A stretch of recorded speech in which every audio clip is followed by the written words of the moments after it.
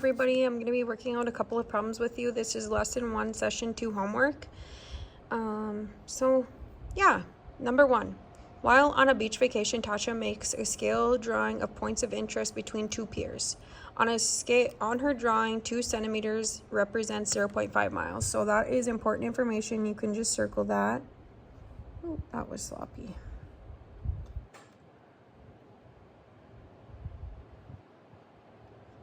Like that. The piers are 12 centimeters apart. On the drawing, what is the actual distance between the piers?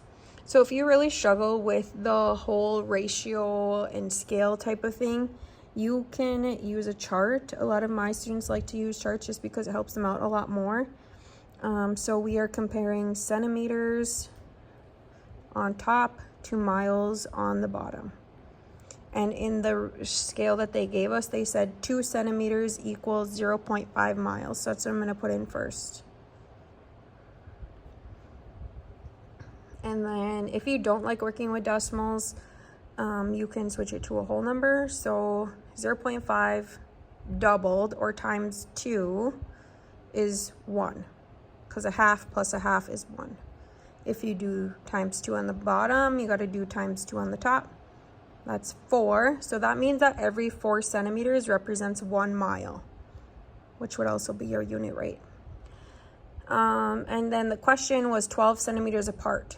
So 12. So to get from 4 to 12, you would multiply times 3. Whatever you do to the top, you're going to also do to the bottom. So times 3 times 3. 1 times 3 is just 3. So your answer is 3 miles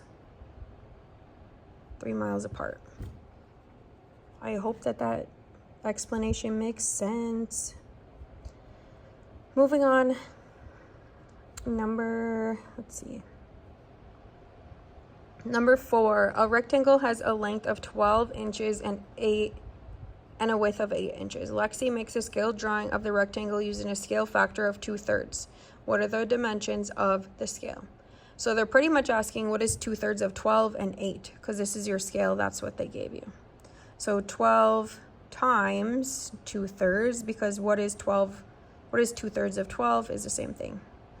And then 8 times 2/3. So one way to think about this, if you're really confused about the whole fraction thing, you can just multiply straight across if you wanted to. So 12 times 2 is 24 over 3. That equals 8. I think it's inches, so 8 inches. You could also do it down here. So 8 times 2 is 16 over 3. You don't multiply your whole number times your bottom number, because that wouldn't give you an accurate number. And if you were to simplify this, this would just be 5 and 1/3. So these are your dimensions. And I hope that helps you.